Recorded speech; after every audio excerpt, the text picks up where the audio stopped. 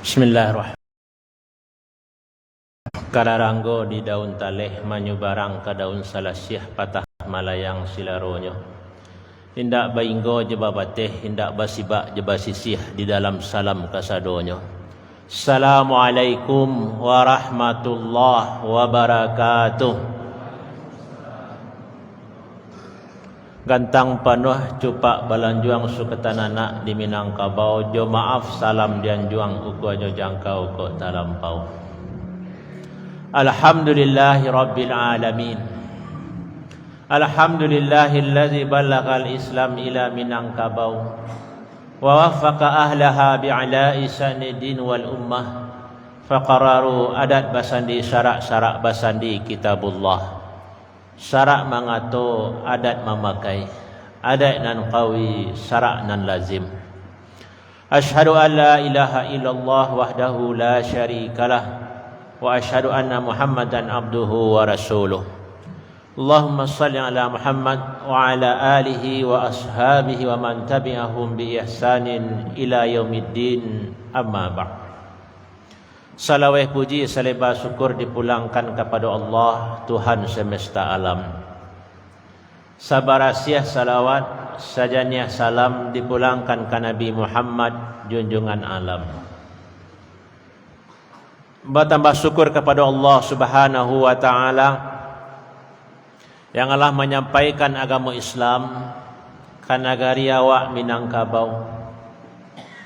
Dan bertambah syukur kepada Allah yang Allah memberi taufik kepada nenek moyang awak nan terdahulu, yang Allah membuat landasan hidup falsafah di alam Minangkabau, adat basandi, syarak-syarak basandi kitabullah, syarak mangato, adat memakai.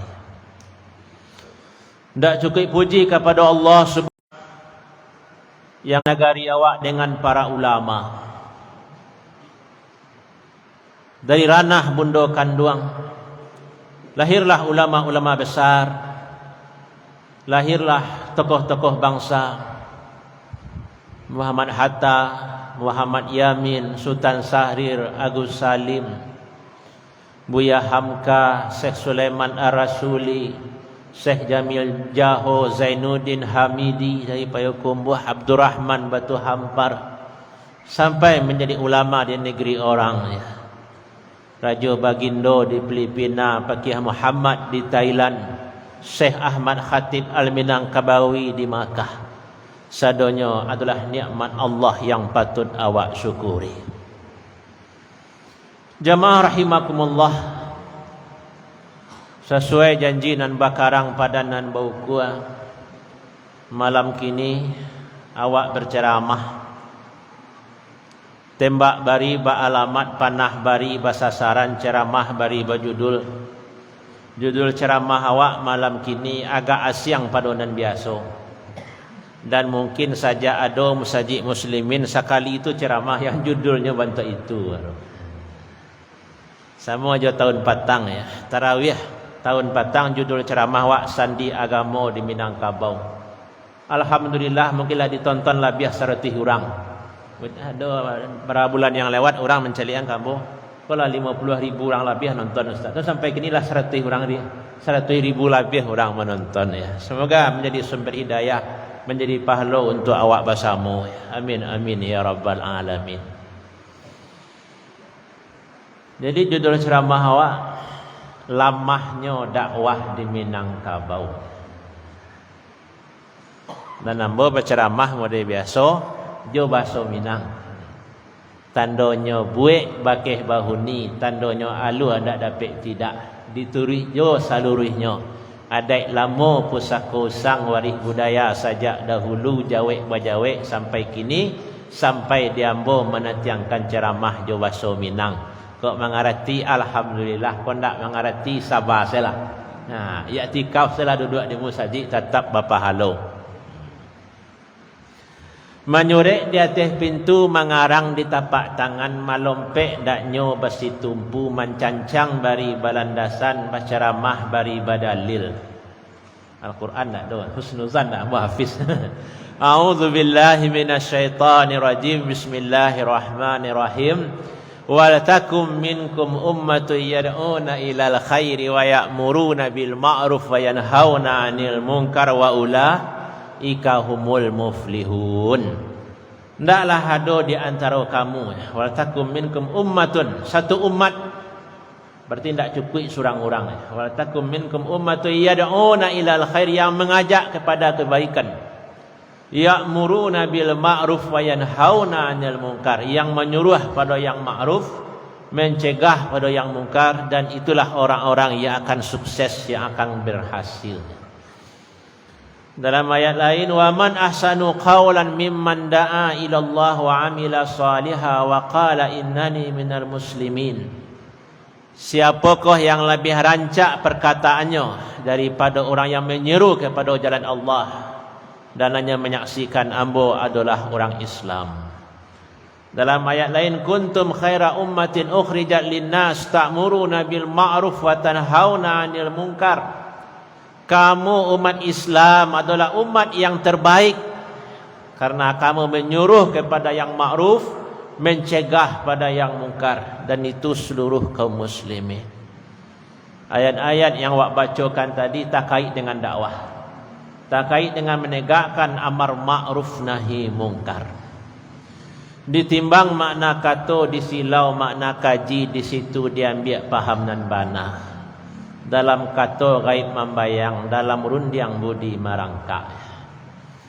Ayat yang awak bacakan tadi, yang pertama wal takum minkum, itu perintah dari Allah Subhanahu wa taala, bahasa awak kau harus ada yang menegakkan amar ma'ruf nahi mungkar. Yang karajonya itu, adoknya itu, jadi pikirannya itu harus ada orangnya yang mengajak kena elok, amar ma'ruf nahi mungkar. Makanya di negara-negara Islam, di Arab Saudi itu ada lembaga khususnya, Hay'ah Amar Ma'ruf Nahi Mungkar. Nyo indak tentara, indak lo polisi, orang sipil ya, yang tugasnya amar ma'ruf nahi mungkar. Jadi kalau dia bulan-bulan puasa kan padusi banyak keluar, baik di Makkah ataupun di Madinah. Kalau ada yang jalan di mal-mal tu matanya terbuka, itu yang menegurnya amar ma'ruf, Hay'ah Amar Ma'ruf Nahi Mungkar. Kalau dia awak mungkin turun di bandara, kayak ada polisi, ada tentara, ada lo amar ma'ruf nahi mungkar. Kalau ada ganjo dan sejenisnya, ada yang amar eso. Jadi kalau ada kerajo-kerajo salah, atau orang lah azan di musaji, kadai terbukanya baru, itu hay'ah amar ma'ruf nahi mungkarnya berhak untuk menegur. Ada yang menegakkan amar ma'ruf nahi mungkar. Orang yang amuah majak orang lain karena nelok, mencegah orang lain dari berbuat kemungkaran. Itu pujian dari Allah. Kemudian ayat berikutnya, kuntum khaira ummah, kamu umat terbaik, awak umat Islam ko dianggap umat terbaik karena awak menegakkan amar ma'ruf nahi mungkar. Berarti seluruh awak tu harus terlibat amar ma'ruf nahi mungkar. Jangan disarase ke buya-buya, jangan disarase ke ustaz-ustaz. Ndak kasalah saya di ustaz negari kalau. Harus keterlibatan awak bahasamu. Begitu juga ayat yang dibacakan setiap khutbah di kampung-kampung dulu atau di tempat awak, mungkin masih ada yang seperti itu. Wal asri wa tawasaw bil haq wa tawasaw, saling memberikan wasiat dalam kebaikan dan takwa. Sado-sadonya itu adalah motivasi untuk menegakkan dakwah. Dan kini awak bertamu di musajid muslimin, alhamdulillah, walaupun hujan labik awak masih sempat ke musajid, hadir di majlis ilmu. Ya, semoga Allah melipat gandakan pahala awak yang hadir di malam ini. Amin amin ya rabbal alamin. Awak menjadi muslim, berhak masuk musajid. Ada pengajian di musajid kau adalah hasil amar ma'ruf nahi mungkar orang-orang terdahulu. Islam lahir di Makkah, dikembangkan di Madinah, terus disampaikan dengan dakwah sehingga Islam itu menyebar. Sahabat-sahabat Nabi itu setelah wafat Rasulullah menyebar. Tidak sampai saparampek sahabat yang ada di Madinah itu yang dikuburkan di Madinah. Sahabat itu menyebar sadanya, menyampaikan agama Islam di Irak, Iran, ke Mesir, ke Yaman, sampai ke Afrika, mungkin sampai ke Afghanistan. Sahabat itu menyebarkan agama Allah. Mereka menegakkan dakwah sampailah ke nagari awak, ke pulau Paconangko, ke pulau Swarna Duipa, Swarna Bumi, pulau emas, Bamulo dari Pulau Tampurung di Aceh nan 3 sagi. Itu bahasa Tambun. Pulau Tempurung masih ada sampai kini. Jadi orang dulu kiranya lah tahu lah Pulau Tampurung itu. Pulau Tampurung di Aceh nan 3 sagi. Karena Aceh itu kan bentuk itu.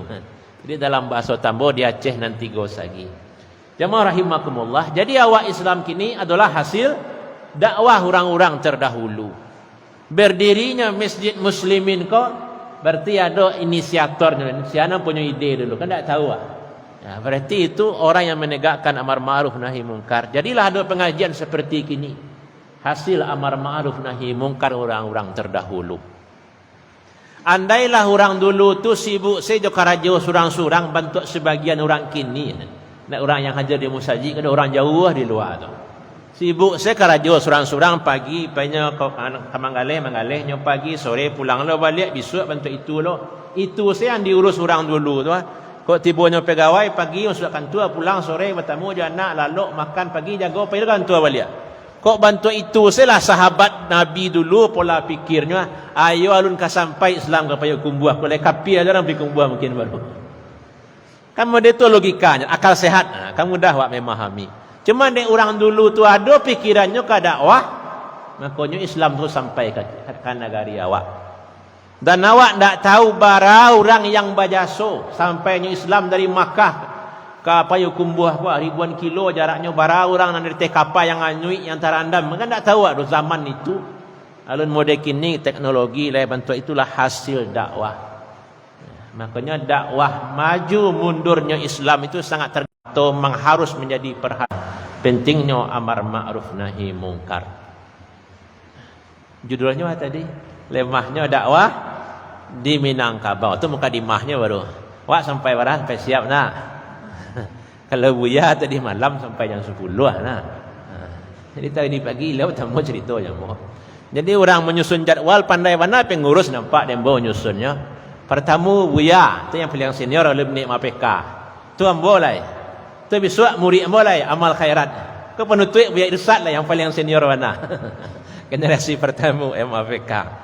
Tu dia tadi nampak nama Ustaz Irwandi tu turik-turik nak tu adik ambo di bawah ambo setahun tu. Ustaz Irwandi Nasir ya. Tapi kini tak kasalamat dah sampai yang 10 lah. Hari agak dingin dah seketik nah. Alhamdulillah wak caliat dakwah di Minangkabau lah.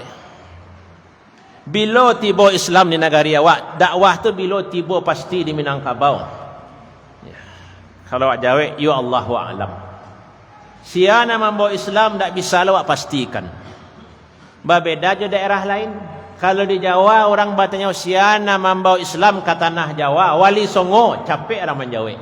Bahkan di awak sendiri apa mah? Sunan Bonang, Sunan Kudus, Sunan Muria, Sunan Bonang Jati, Sunan Bonang, kan apa ada awak? Itu kalau di Jawa aja lah orang membawanya. Begitu aja kalau di Kalimantan siana membawa Islam. Kalau dari Kalimantan Timur tu jaleh termasuk Datuk nombor 3 dari Minangkabau. Siana membawa Islam ke Filipina jaleh le orangnya. Kata sabit tadi Raja Bagindo, Raja Sulaiman.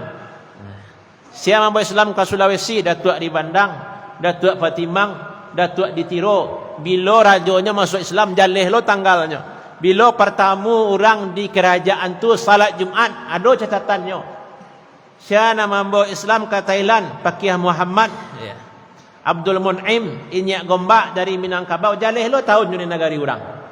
Tapi di kampung awak seorang siana membawa Islam ke Minangkabau, entahlah. Allahu a'lam. Karena bahasa Minang tu istilah orang kan bahasa tutur.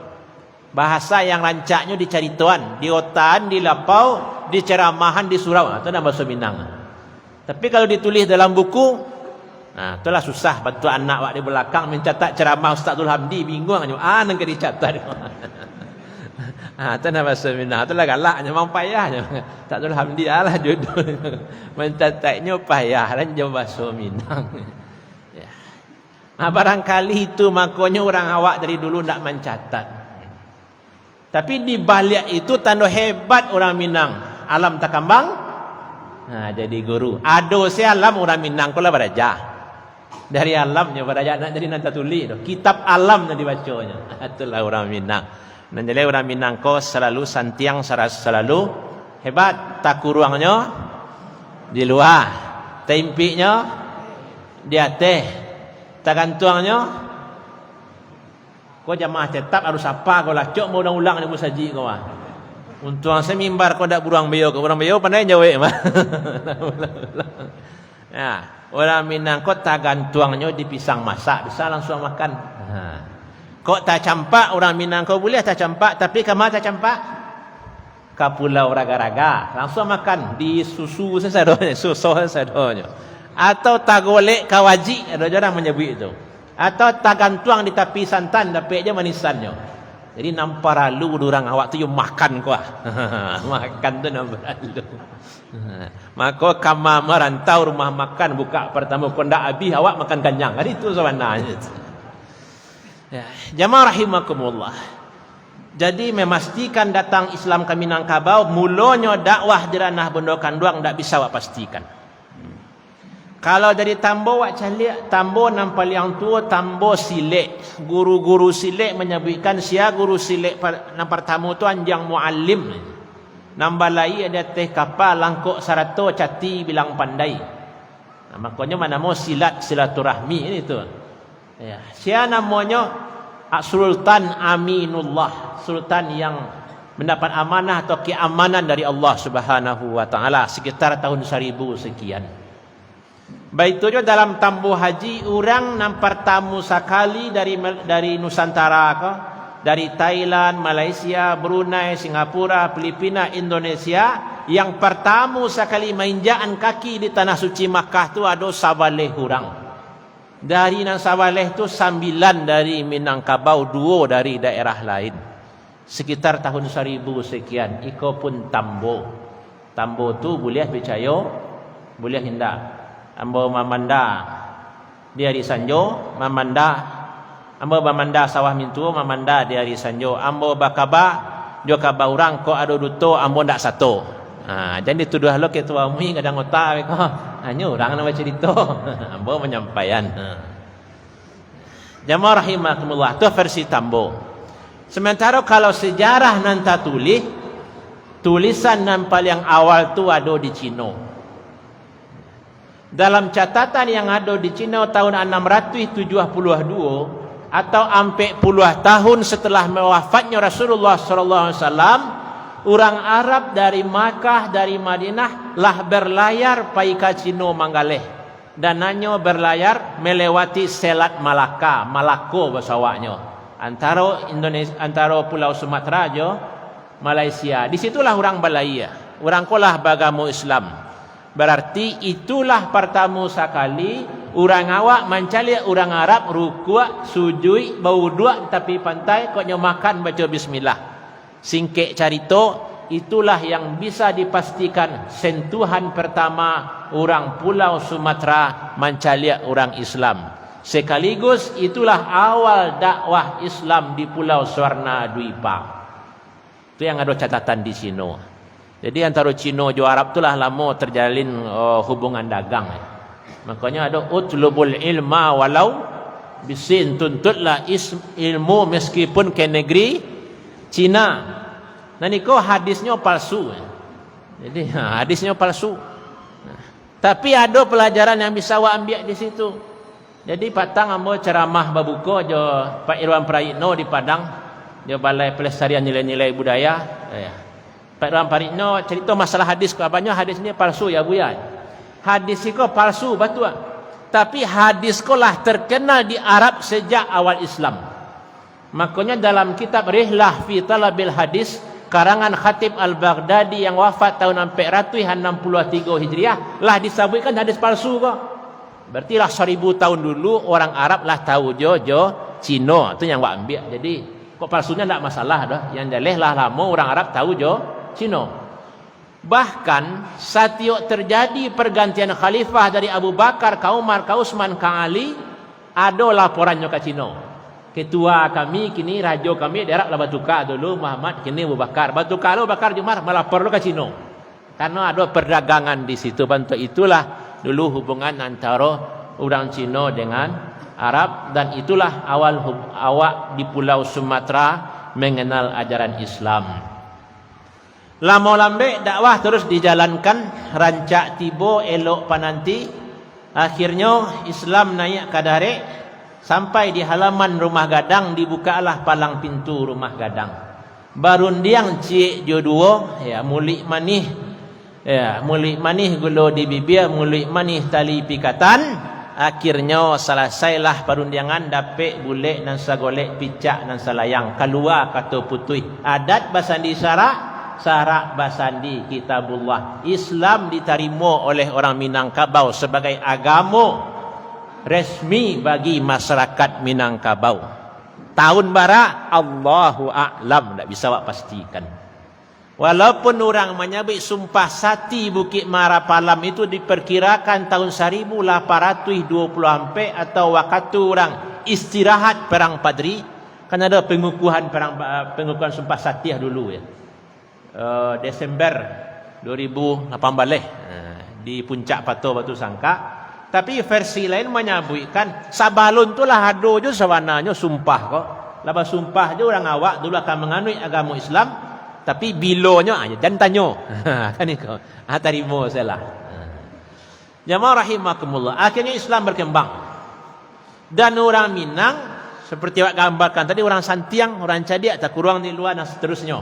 Alam Takambang jadi gurulah Santiang orang Minang kok. Datang Islam, agama yang suci, agama yang dari Allah, agama fitrah, agama yang dibangun dengan ilmu. Akhirnya cocok batamu barang kok. Tu nak rancak tibo elok, pananti akhirnya kuatlah Islam di Minangkabau. Sejarah terus berlanjut. Waktu Pagaruyuang menjadi kerajaan, kan raja pertama sih agamanya Hindu Hidayana. Tapi raja-raja sesudah itulah Islam. Makanya Sultan Alif namanya. Maka dibuatlah di kerajaan itu ada raja adat, ada raja ibadat, ada raja alam. Dibagi tiga kekuasaan kau. Raja alam itu mengurus pemerintahan model biasa. Ada raja adat mengurus perkara-perkara adat. Ada raja ibadat mengurus perkara agama. Dan ikolah berlangsung dari lama. Sekitar tahun 1400-an. Karena Pagaruyuang didirikan 1327 atau sekitar itulah. Yang mengagumkan awak, di tahun itulah digunakan istilah ibadat dari kata-kata ibadah, lah digunakan adat dari adah artinya kebiasaan, lah digunakan kata-kata alam yang artinya alam semesta. Berarti orang Minang lah dakek jo bahasa Arab saja dari dahulunya. Cuma bilonya aja tak bisa lo menjawab. Yang jaleh tahun 1400 istilah-istilah di kerajaan itulah menggunakan bahasa Arab. Berarti orang awak itulah dakek jo bahasa Arab lah kenal jo Islam. Karena sepakat ahli bahasa Indonesia, bahasa Arab tu datang ke Indonesia seiring dengan datangnya Islam. Itulah anggotanya bana ahli bahasa Indonesia yang tukang pareso terjemahan Al-Quran Departemen Agama. Begitu juga di Minang.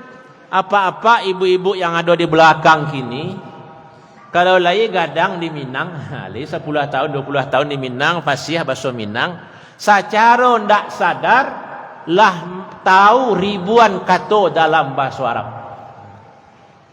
Percakapan sehari-hari.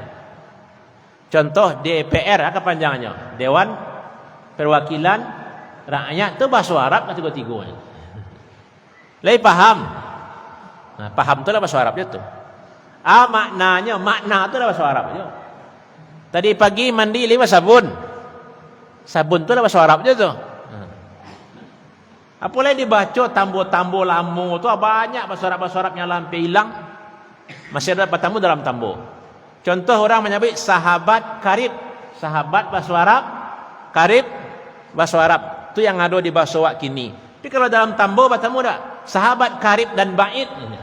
Karib ke dekat, bait ke jauh. Jadilah bahasa Minang lama lah, bait ke kira kini yang hilang. Semua orang menyebut alim ulama sampai kini masih wak sabui. Tapi kalau dalam tambo alim ulama faqih fuqaha. Ada lanjutannya faqih fuqaha je bahasa Arab je. Bila orang awak tahu tu, ayo entahlah. Yang jelas dari dulu orang awak lah tahu itu. Tak masuk kata-kata bertuah Minangkabau tadi, alam Takambang menjadi Guru nan alam ko bahasa Arab wah. Berarti setelah dojo Islam waktu itu muncul istilah ko. Ba mangko ambo sabik kata-kata bertuah alam tekambang jadi guru, ikolah peribahasa satu-satunya yang dibawa orang Belanda pulang kampung. Tak pulang kampung, nak pulang kampung ke negarinya. Sampai kini diabadikan kata-kata ko di Belanda. Berarti sabalut tu tak ada di Belanda, di sikonya dapat. Jadi dapat ilmu yang menjajah orang awak. Gambaran lah mau dakwah. Jamaah rahimakumullah. Wak pasingkek cerita sedek lain. Kalau diperabad kepanjang nak lama warna. Kemudian jejak Islam, bukti orang awak aktif berdakwah lah hamba sebutkan di awal tadi. Tahun 1300-an orang awak berdakwah sampai ke Filipina, dibuatnya kerajaan Sulu antara Filipina dan Sabah. Orang awak berdakwah ke Thailand, ke Siam, ke Patani, Abdul Mun'im, Inyak Gombak di Islamannya negari itu.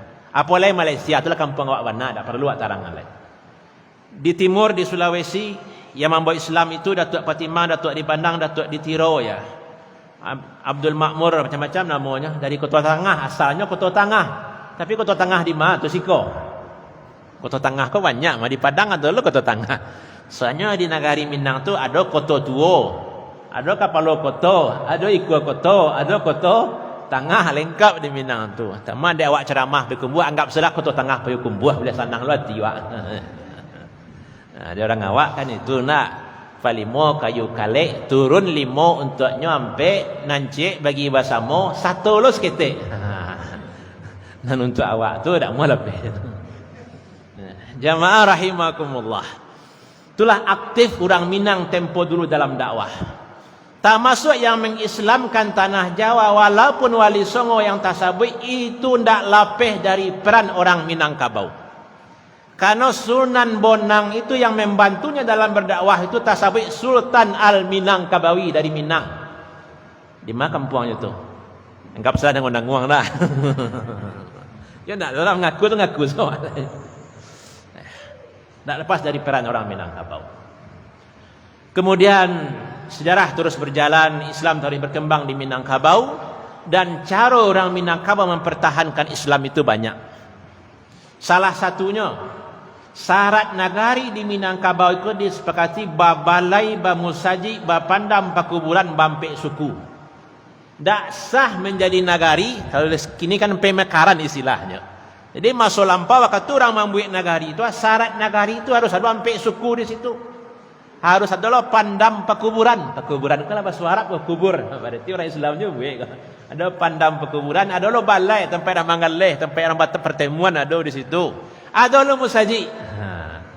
Berarti kau yang menguatkan Islam. Tak sah nagari di Minangkabau kalau tak ada musaji. Maka kalau apai kan nagari lama di Minangkabau, nagari Usali, pasti tahu orang di mana musaji nagari koah.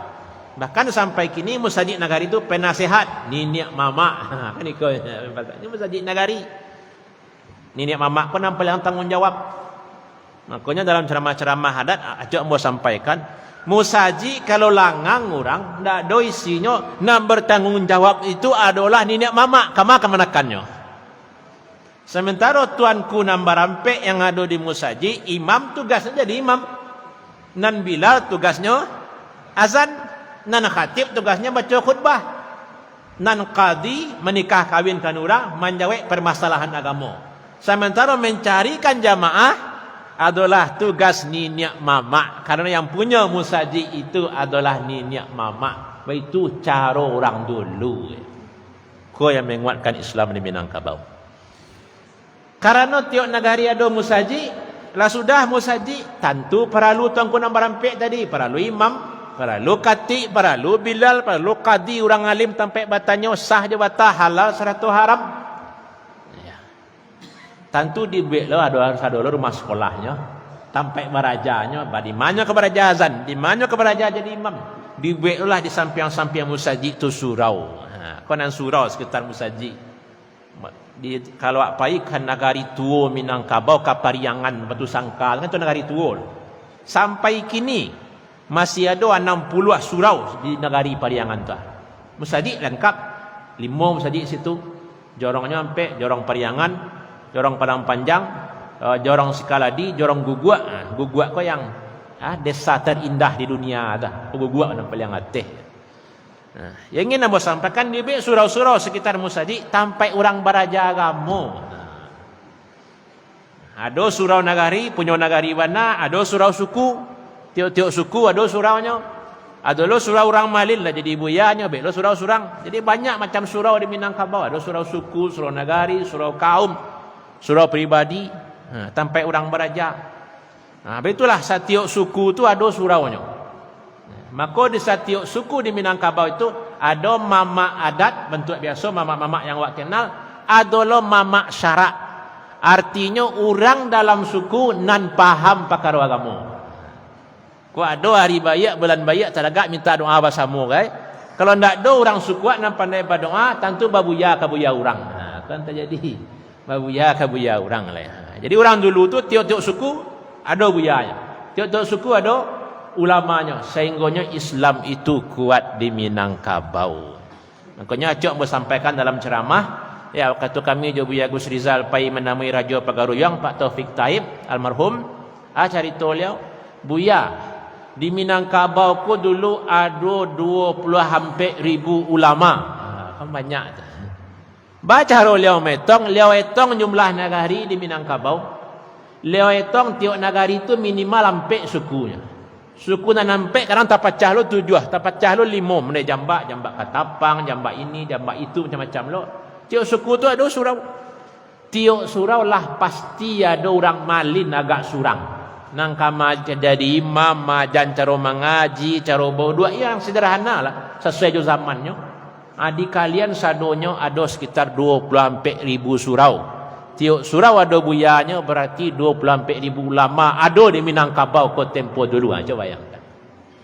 Ko yang menjadikan Islam tu kuat di Minangkabau tempo dulu. Kemudian masuk ke tahun 1800-an ke dunia agak terbuka. Terjadilah yang namanya Perang Padri. Perang Padri dalam buku-buku yang banyak dibaca anak-anak sekolah atau awak bersama, Perang Padri adalah perang antara kaum adat dan kaum agama. Kan itu ditulis dalam buku. Antara tabayang lewat ulama baparang juga datuk-datuk. Itu yang tertulis dalam buku.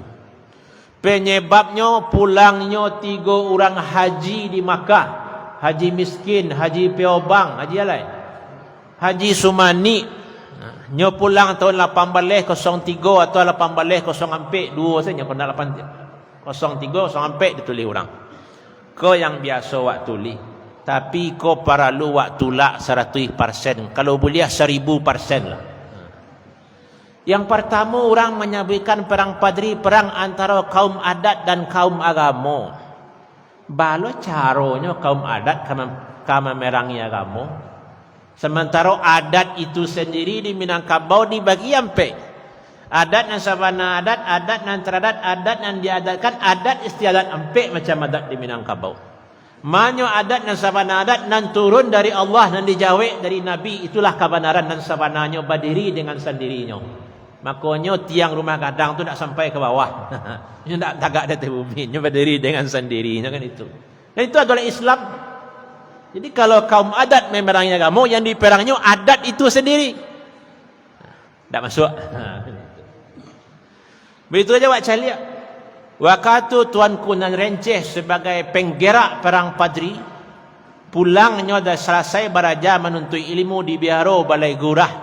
Jo Tuanku Nan Tuo yang merupakan guru dari mayoritas harimau nan salapan. Tuanku Nan Renceh itu banyak datuk-datuk nenek mamak dari membantunya dalam dakwah di Kamang. Karena dakwah itu tidak bisa berlaku surang-surang, perlu banyak kawan. Baik itu juga perang Padri pertama antara Padri dengan Bulando itu yang menghadapi Bulando tanggal 26 April 1821 di Sule Ayah Solo adalah Datuk Malakawi juga Datuk Raja Mudo. Bukan ulama yang melawan Bulando itu, adalah para nenek mama. Adalah bukti kalau Padri itu berjuang bersama para ulama, berjuang bersama nenek mama. Kemudian waktu orang Bulando tabunuh ya, di benteng Guguak Sigandang di Kota Baru, Perang Panjang. Tabunuh seorang orang Bulando baru-barunya membek benteng. Yang dilakukan Belanda, dibunuhnya ampe balik orang datuk di muka kantua camat Pasar Robaa Padang Panjang tu. Buktinya nenek mama dan alim ulama tu saayun salangkah dalam gerakan Padri. Jadi perang Padri itu sebenarnya perang Padri dalam Tambo Minangkabau nak Padri namanya, perang candu, perang tua. Karena yang dihancurkan oleh ulama, yang dilarang oleh ulama itu orang dek banyak batua, orang dek banyak bajudi, orang dek banyak bampok. Iko yang dicegah oleh para ulama sampai akhirnya terjadi cakak silang sangkito. Jadi dalam itu perang candu, perang tua namanya. Makanya wak caliak dalam sejarah Padri itu, ya, ada sabuang ayam di Biaro, ada sabuang ayam di Balai Gurah, ada sabuang ayam di Parabek, itu adalah Bukit Tinggi sadonya. Itu yang digagalkan oleh ulama, itu yang digagalkan oleh Tengku Renceh, dan itulah penyebab perang. Sampai musaji ini waka, sampai kitab-kitab dicampaan sadonya. Gara-gara ulama menghancurkan tempat sabuang ayam, tempat-tempat judi. Itu sebenarnya diperjuangkan oleh para ulama. Jadi perang Padri bukanlah perang antara kaum adat dan kaum agama. Bahkan Buya Hamka menulis, Belanda selalu mempropagandakan bahwa perang Padri adalah perang antara kaum adat dan kaum agama. Itu kata-kata Buya Hamka wana tu bisa baca lihat ya. Jadi kau ada orang kini menyebutkan perang Padri perang antara kaum adat dan kaum agama, tu anak cucu Belanda. Nah, Mulando tu kalah lari pulang kampung. Dan di bawahnya tadi ya, alam tak kambang menjadi guru. Yang ditinggalnya disiko cik durian saja. Banamo durian. Baik itu aja orang Jepang ketek-keteknya, orang awak hobi berburu. Diburu dia orang awak. Tak campak terompanya, sehingga banamo terompah. Tu. Sampai situ nya nampak tai dah awak bahas. Because intoleransi lo ketua amui. Maklum sudah nama sama dah. Ya, jamaah rahimakumullah, itu tentang perang Padri. Kemudian adalah menyebut penyebab perang tu pulangnya 3 orang haji di Makkah. Haji Miskin, Haji Piobang, Haji Sumani. Kalau Haji Sumani nampak perannya waktu terjadi gerakan Padri. Kalau Haji Miskin jalih lo nagarinya, jalih lo tampaknya meninggal di siko. Kalau Haji Piobang, orang Piobang sendiri ragu, walaupun ada kuburan di kampungnya tak. Tapi awak anggap saya do dulu. Orang kau pulang tadi 18.03, 18.04. Sementara sabalun pulang orang kau lah banyak masalah di Minangkabau antara ulama dan orang yang suka berjudi. Nan musaji lah diancuan sabalun orang kau pulang. Bahkan Tuanku Renceh itu ingin menegakkan syariat Islam itu bermula tahun 1799. Alun najdo haji nombor 3 kalau. Nah, maka nak masuk wak tolak 1000% tadi. Baiti wujud, kalau memang 3 orang haji ko penyebab perang, selesai perang Padri orang awak tentu dak mau ke Makkah, lain mangga ke Makkah. Biko pulang di Makkah membuat perang tu takut nak ke Makkah. Adalah mendudunya membawa Wahabi dan sebagainya. Ko iyo itu nanti jadi selesai perang Padri, jatuh benteng Imam Bonjol sampai balik Agustus 1837, orang awak takut ke Makkah. Mengapa ke Makkah? Biko parang lo pulang di situ. Kenyataannya sebaliknya. Selesai perang Padri, orang Minangkabau berduyun-duyun pergi ke Makkah. Anak-anak nagari dikirim oleh sukunya, dikirim oleh nagarinya pergi ke Makkah. Nyo ingin lo baraja ke Makkah, di mah dulu Haji Miskin baraja di situ, di mah Haji Piobang baraja dulu, di mah Haji Sumani dulu. Berduyun-duyun orang pergi ke Makkah. Jamaah rahimakumullah. Wak singkian cerita. Kemudian pulang orang pergi ke Makkah tadi. Orang awak kalau merantau tu baralah mau pandianya 3 harinya. Hari nang kampe manganya menjual orang, ayo bahaya padang bengkok sama orang dijual. Dia merantau kampung orang ke dijual. Tapi awak ambil pelajaran di situ, awak disuruh merantau. Alam takun ardullahi wasi'ah fatuhajiru fiha. Bukankah bumi Allah itu luas, hijrahlah. Ya, banyak perintah untuk hijrah. Manga orang awak pandiannya 3 hari. Manga ada 4 hari guys. Manga ada 2 hari lai. Karena dalam agama hak tamu itu hanya 3 hari. Di siku adat basandi sarak basandi kitabullah. Alui karaja orang dulu, orang kini nang kurang pelajari. Jadi manga orang Minang tu pandia ada rantau 3 hari. De adab bertamu dalam Islam hanya 3 hari. Hari nak kampe cari makan surang beraja. Cari segala ilmu, gunakan segala wakar. Jangan numpang makan orang. Baitu jolah orang Minang merantau ke Makkah. Rantau nan penuh dengan berkah ya. Karantau madang dahulu babuah babungo balun, karantau bujang dahulu di kampung baguno balun, Gunung Marapi, Gunung Singgalang, tiok pagi awan mangguluangnya. Tahu rantau orang Minang tiok puaso takana kampung. Jadi banyaklah orang awak merantau ke Makkah. Dek orang awak pandai mengecek, pandai bergaul je orang ke manyawa di bawah-bawah, ke bakato di bawah-bawah manyawa di lilia ya. Ke mengaji di muka guru selesai lo lelo serato tampan tarati jemu julih di kampung orang. Akhirnya orang awak banyak dengan santiang tiba di Makkah. Banyak lo yang jadi ulama tiba di Makkah. Banyak lo yang jadi guru di Makkah. Dan itulah awak ceramahan dalam pertemuan sebelumnya orang-orang awak yang sempat maja di Makkah. Dari sekian banyak tu awak cerita kasih cie orang biaro balai gurah yang layarnya 1860 ya, sampai tahun atau 6 tahun sesudah meninggalnya Tuanku Imam Bonjol di Manado ya. Layar di biaro, masuk keteknya di biaro, kemudian umur sampai balik tahun merantau ke Makkah ya. Di Makkah rajin beraja, sungguh berusaha ya, akhirnya dapat kepercayaan dari ulama Makkah menjadi menantu tokoh di Makkah. Sampai akhirnya dipercaya orang menjadi guru di bawah Ka'bah. Dipercaya orang menjadi imam di bawah Ka'bah. Dipercaya orang menjadi khatib di bawah di Ka'bah itu sendiri ya, di bawah Ka'bah. Dan itu tidak sekali, tidak 2 kali, 20 tahun lamanya Syekh Ahmad Khatib Al-Minangkabawi itu menjadi guru di Makkah. Coba bayangan. Orang kampung awak jadi guru di Makkah. Konanya aji wa umrah wa anyo yang khutbah baraka sanang ati wa aduh. Kena ko dia orang sebelah itu orang kampung bo mah sasuku je bo mah suku koto mah tiba lo ajo piaman iyo palanci-lancian rumah jo bo mah kan ndak tahan ya. Jamaah rahimakumullah, baitu orang awak aktif berdakwah sampai di Makkah hanya jadi buyanya. Coba bayangan aktif orang awak ya. Kalau lah di Makkah jadi guru tentu muridnya orang sedunia lah, ndak orang awak sih murid sedunia muridnya ya. Makanya awak kalau ngaku orang Padang pergi ke India tu cerita Buya Hamka dihormati orang ko sia ko kurang kampung Syekh Ahmad Khatib. Sama kini jadilah anak-anak awak nang kuliah ke UIN Jakarta, yang kuliah ke Jogja, batamu di orang Madura, batamu di orang Lombok, dari Padang ini cucu Syekh Yasin Al-Padangi disium dengan orang awak. Murid-murid yang nang kuliah Jakarta acak watanya. Sia Syekh Yasin Padang tu ustaz. Batu kok kawan-kawan dari Madura, dari Lombok, nyo kagum mana aduh Syekh hebat namanya Syekh Yasin Padang. Itu kan di Makkah tu. Orang awak sampai ndak ada yang berajakannya ya. Jamaah rahimakumullah. Syekh Ahmad Khatib nyo ndak pulang ke negara awak, nyo jadi guru di situ.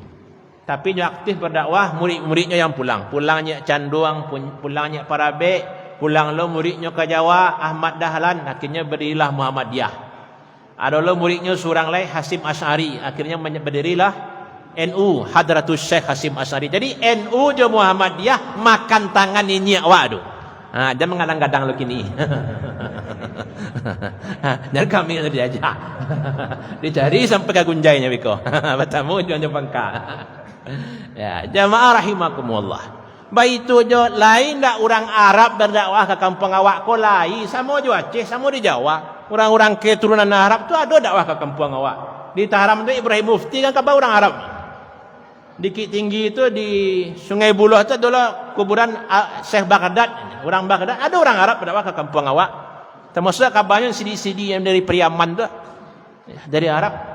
Tapi ini orang awak santiang dicarinya ilmu sampai ke Arab ya. Takui di Pisau, baik ke Pangkal Pisau kan itu orang awak. Dicarinya ilmu sampai ke Makkah, santiangnya pada orang Arab. Jadi gurunya di Makkah. Hanya lu khutbah di Makkah, itulah santiang awak merantau. Sehingga kemudian secara sederhana ulama-ulama Minang menggantikan posisi ulama-ulama Arab. Makanya Syafiq Basalamah sendiri baca itu Kakek ambo dulu dari Yaman tu bala buahnya Taluk Bayur. Menikah dia orang Taluk Bayur. Jadi guru ngaji di Taluk Bayur. Tapi dia orang Minang ko Santiang lo. Akhirnya Syafiq Basalamah kakeknya taruh ke Jawa. Jadi Syafiq itu orang awak tu. Tapi adanya garis laki-laki yang disimpan dipertahankannya dia nak tahu. Di mana kuburan nenek Allahu a'lam. Di mana nenek Taluk Bayur tak tahu, kakek pun tak tahu doanya. Nah, jadi seperti itulah kisah dakwah di daerah Awak Minangkabau. Jamaah rahimakumullah. Itulah sampai perang Padri lah sudah tadi lah pulang lah murid-murid Syekh Ahmad Khatib ke Minangkabau dan dakwah semakin hidup di Minangkabau. Ya. Dakwah itu semakin hidup di Minangkabau. Pulang Zainuddin Hamidi kan ikut sekolahnya tak yang di muka masjid kan. Pulang Ibrahim Musa Parabek sampai kini ada Parabek. Pulang ayah Buya Hamka dari Makkah Tawalib Padang Panjang sampai kini ada aja. Pulang Syekh Sulaiman Ar-Rasuli itu Canduang sampai kini ada Canduang. Lah para ulama-ulama lahir. Hasil dakwah orang-orang terdahulu. Dan itu membekas ke daerah-daerah lain. Bahkan Acok ambo sampaikan, kalau awak pergi ke Jakarta tahun 70-an, tahun 80-an, kok tak dengar orang ceramah di masjid di Jakarta, tanda orang awak. Nah, coba bayanganlah tu. Berarti tamat Mahat Islami Payakumbuh, tamat Darul Funun Payakumbuh, tamat di Al-Manar Batu Ampar. Tahun 1900-an pesantren paling rami di Pulau Sumatera aku di Batu Ampar aku. Coba bayangan. Sanciang orang awak dulu ya. Tapi kalau kini buat ya nak. Tapi alhamdulillah ya, sebulan yang lewat ambo singgah sembahyang maghrib di situ. Pi ceramah kasuayan asrama dah mulai diperbaiki. Murid-murid dari Bengkulu lah mulai lo banyak walia. Kan Syekh Abdul Rahman pendirinya. Ulama yang pulang ke Minangkabau setelah Padri. Jadi bila ada satu perang Padri.